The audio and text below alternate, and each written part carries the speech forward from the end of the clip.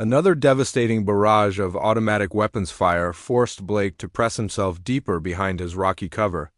The enemy was methodically advancing from multiple directions using professional fire and movement tactics combined with intimate knowledge of this unmapped terrain that gave them every possible advantage.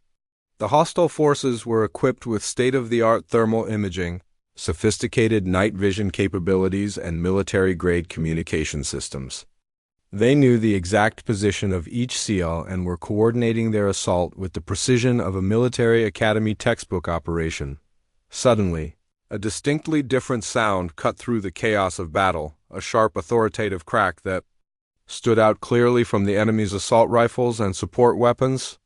One of the prominent muzzle flashes on the eastern ridge went permanently dark. "What the hell was that sound?" Foster called out, rapidly adjusting her tactical scope. Before anyone could formulate a response, another precise crack echoed from somewhere high above the hidden valley. A second enemy position fell permanently silent. Blake grabbed his high-powered binoculars, desperately scanning the towering cliff faces that surrounded their position like natural fortress walls. "Anyone have any visual contact on friendly forces?"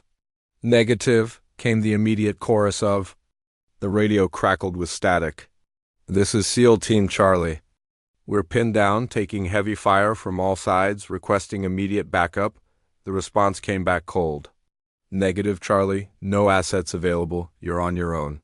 What happened next would become the most legendary rescue in Special Forces history. Lieutenant Commander Ryan Titan Blake pressed his back against the jagged limestone wall, bullets whining overhead like angry hornets.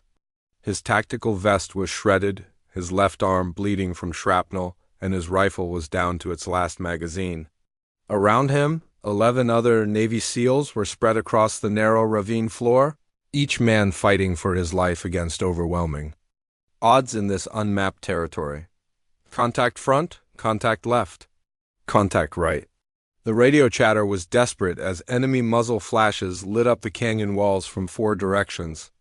They'd walk straight into the perfect killing ground in what intelligence called Grid Zone Unknown 7. Sergeant First Class Angela Wraith Foster was positioned 25 meters to Blake's left, her designated marksman rifle tracking targets along the northern cliff face. "I count at least 52 hostiles," she reported through gritted teeth. "Maybe more. They've got us in a complete kill box." The mission had started as a routine reconnaissance. Satellite imagery had detected unusual activity in this uncharted region of the Carpathian Mountains, coordinates that didn't exist on any official map. SEAL Team Charlie was tasked with investigating potential hostile installations, gathering intelligence and reporting back before enemy forces could establish permanent operations in this strategically important but completely unknown territory. But intelligence had been catastrophically wrong about this being an uninhabited wilderness area. They'd been wrong about the terrain accessibility. Most critically, they'd been wrong about the enemy's sophisticated defensive preparations in what appeared to be a naturally formed but tactically perfect ambush site. This wasn't some random encounter with local militia. This was a professional military unit with advanced equipment that had been using this hidden valley as a training ground and operational base, completely off the radar of Western intelligence services. "Titan, we've got heavy machine guns positioned on the eastern ridgeline."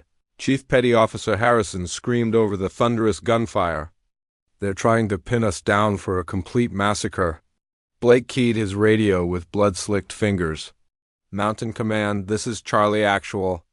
We are in extreme danger in Grid Zone Unknown 7, surrounded by superior numbers with rapidly depleting ammunition. How copy?"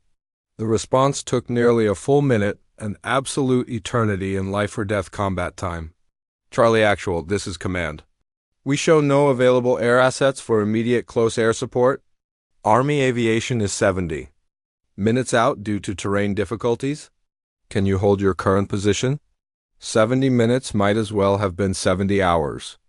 At their current catastrophic rate of ammunition expenditure, they'd be completely overrun within 15 minutes maximum. "Negative, Command. We need immediate assistance now, or you're going to be explaining 12 KR to families back home." Responses. We're completely isolated down here. But they weren't isolated. Someone was positioned up there, watching, calculating, preparing to engage with deadly precision. The mysterious sniper fire continued with mechanical, almost supernatural accuracy. Every single shot resulted in a confirmed kill. Every elimination removed an enemy combatant, who had been pouring devastating suppressive fire into the valley just seconds before. "Holy Christ," whispered Petty Officer Davis, his voice filled with awe. "Whoever that shooter is, they haven't missed a single target." The enemy fighters were beginning to show signs of serious panic. Frantic commands were being shouted in what sounded like multiple Eastern European languages as they desperately attempted to locate the source of the precision sniper fire that was systematically destroying their carefully coordinated assault. Blake's tactical radio suddenly crackled with a completely unfamiliar voice, calm, controlled, and speaking with quiet, deadly professional authority. "SEAL Team Charlie, this is Ghost 6. Maintain your defensive positions and allow me to work." "Ghost 6, this is Charlie Actual. Immediately identify yourself." "What's your unit designation and mission authority?" "No official unit, Charlie. Just an interested observer who strongly disapproves of seeing American servicemen getting shot at by foreign operatives." Another precise crack from the elevated position. "Another enemy gunman permanently eliminated." The mysterious voice continued, with tactical professionalism. "I count 44 remaining hostiles. They're attempting to execute a coordinated flanking maneuver on your southwestern approach. Strongly recommend you immediately reposition 4 men to cover that critical vulnerability." Blake didn't hesitate for even a second. "Foster, Davis, Chun, Williams, southwest defensive positions, move now." As his men repositioned with practiced military efficiency, the unknown sniper's fire shifted seamlessly to provide comprehensive covering fire. It was like having a guardian angel with perfect marksmanship and unlimited ammunition. But Blake had never heard of any friendly forces operating in this completely uncharted territory. "Ghost 6, what's your current operational position?" "How? Did you acquire intelligence about our mission parameters?" "Observed your helicopter insertion at 0400 hours local time. Been monitoring your movement and intercepting enemy communications since your arrival. When you encountered this prepared ambush, I determined you would require immediate tactical support for survival. Are you currently active military personnel?" An extended pause filled with the sound of distant gunfire. "I was military." "Different service branch, different operational theaters." The precision sniper fire was absolutely devastating in its clinical professional effectiveness. Each shot was placed with surgical accuracy, systematically targeting the most tactically dangerous enemy positions first. Crew-served weapons, mortar teams, and field commanders directing the coordinated assault. But it wasn't merely exceptional marksmanship. The mysterious shooter was demonstrating comprehensive understanding of advanced special operations tactics that clearly indicated extensive professional military training. He was systematically forcing the enemy to abandon their prepared positions by eliminating their protective cover, then methodically engaging them as they scrambled for alternative defensive positions. "Charlie Actual, be advised. Enemy field commanders attempting to coordinate a fighting withdrawal toward the valley's northern exit. If they successfully reach those concealed vehicles, they'll return with significant reinforcements and heavy weapon systems." Blake could observe coordinated movement along the valley's narrow northern exit through his tactical scope. "Ghost 6, are you capable of interdicting their withdrawal route?" "Currently developing a tactical solution to that problem." A series of rapid, precisely timed shots echoed from the towering mountain peaks surrounding their position. The enemy retreat instantly transformed into complete chaos as their entire command structure was systematically eliminated with shots that seemed to defy the laws of physics and marksmanship. "Ghost 6, this is absolutely incredible precision shooting. What's your professional military background?" The voice that responded carried the weight of extensive combat experience and something that sounded like carefully controlled emotion. "Navy Special Warfare, multiple classified deployments, ancient history, Now, what's your operational call sign, sailor? Another lengthy pause. You can call me Phantom. The tactical situation was dramatically shifting in their favor. What had appeared to be a hopeless last stand was rapidly becoming a methodical elimination of enemy forces. But Blake understood that even the most skilled precision marksman couldn't maintain this incredible pace of engagement indefinitely. Phantom, what's your current ammunition status? Sufficient for all anticipated operational requirements. That wasn't a particularly detailed tactical assessment, but Blake didn't press for specifics. Whoever Phantom was, he was systematically saving their lives with every perfectly placed shot. The hostile force was reduced to fewer than 28 fighters, and their professionally coordinated assault had completely devolved into desperate individual survival attempts. Some were frantically trying to escape up the steep valley walls. Others were desperately seeking better defensive positions among the rocky terrain formations. Phantom's precision fire adapted instantly to each developing tactical situation. Fleeing targets were engaged at extreme range with shots that would have been completely impossible for conventional military snipers. Enemy fighters seeking concealed positions discovered that their hiding places offered absolutely no protection from a shooter positioned at superior elevation with complete observation of the entire valley floor. Charlie team, I'm observing significant movement in the cave network along the western cliff face. Appears they're attempting to establish a fortified fallback position with interlocking fields of fire. Blake peered through his tactical scope with intense concentration. Confirmed visual contact. That's going to create serious tactical problems if they successfully establish defensive positions there. Not going to be an issue much longer. What happened next demonstrated why Navy special warfare snipers are considered among the world's absolute elite precision marksmen. Phantom engaged targets concealed inside cave openings, using precisely calculated ricochets off the limestone cave walls, utilizing the mountainous terrain to redirect his shots into positions that should have been completely impossible to engage with direct fire. How in God's name are you making those impossible ricocheting shots? Foster asked over the tactical radio, her voice filled with professional amazement.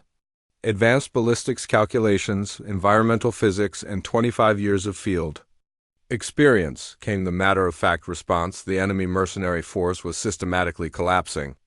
What had begun as a coordinated ambush by 52 well-trained professional fighters was ending as a desperate struggle for survival by fewer than 12 completely demoralized combatants.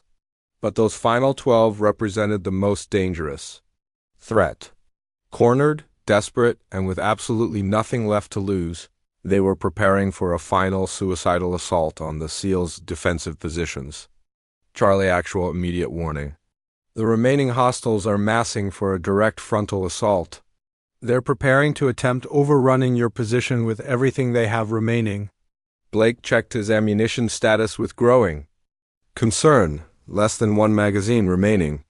Around him, his men were reporting similarly critical ammunition shortages. Phantom, we're running critically low on ammunition. Can you disrupt their final assault? Negative. They're utilizing terrain dead space that I cannot effectively engage from my current firing position. You're going to have to handle this. Final engagement independently. The last desperate assault erupted with suicidal intensity. The surviving enemy fighters charged across the valley floor in a final coordinated wave, firing continuously as they advanced, hoping to close the distance.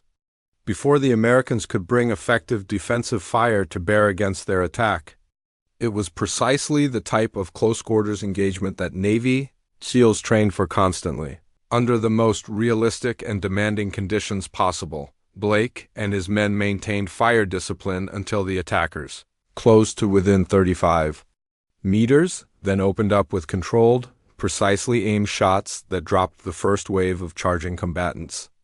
The second wave continued their attack through the bodies of their fallen comrades. Reloading! Harrison shouted as his weapon ran completely empty. Covering fire!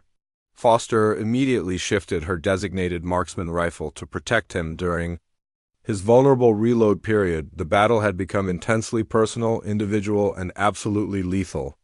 Each shot carried critical importance.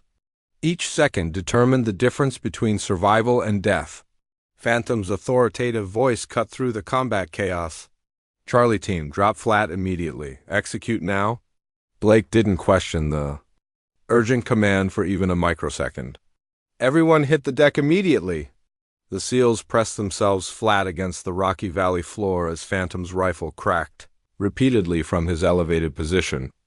The remaining enemy fighters, caught completely exposed during their final desperate charge, were eliminated with shots that somehow threaded perfectly between the prone SEALs with accuracy that completely defied human capability. Then suddenly, impossibly, the entire hidden valley fell into complete silence. Blake raised his head with extreme caution. No movement visible anywhere, no muzzle flashes, no incoming fire of any type. Charlie team sound off immediately. One by one, his men reported their status. Wounded, completely exhausted, ammunition critically depleted, but miraculously still alive. Phantom, this is Charlie Actual. Tactical situation appears completely secure. What's your current operational status? Absolute radio silence. Phantom, respond immediately. Still nothing whatsoever. Blake grabbed his binoculars and systematically scanned the cliff faces where the precision sniper fire had been originating throughout the engagement. No sign of movement, no indication that anyone had ever been positioned there. Foster, did you acquire any visual identification of our mysterious guardian? Negative contact throughout the entire engagement. Never saw him once, but whoever. He just saved 12 American lives today. The emergency extraction arrived 48 minutes later. 3 Blackhawks with Apache escort carrying heavily armed Marines who discovered 12 extremely grateful Navy SEALs in 52. Dead enemy combatants scattered throughout the valley in shooting positions that defied tactical explanation. During the comprehensive operational debriefing, Blake attempted unsuccessfully to identify their mysterious savior. Military intelligence had absolutely no record of any friendly sniper teams operating anywhere within 300 miles of Grid Zone Unknown 7. The Marines who conducted the extraction confirmed no other American forces were deployed in this completely uncharted operational area. Sir, Blake told his commanding officer during the classified after-action review, someone with extensive special operations training was positioned in Overwatch. Someone with advanced military equipment and professional training. He understood. Our tactical procedures, our radio protocols, our unit communications. This absolutely wasn't some random civilian with hunting equipment. Captain Morrison reviewed the detailed operational report with obvious skepticism. Lieutenant Commander, you're officially reporting that an unidentified sniper eliminated 52 enemy combatants from elevated positions, coordinated professional fire support with your team using proper military procedures, then disappeared completely without leaving any traceable evidence? Yes, sir. That's exactly what I'm officially reporting happened.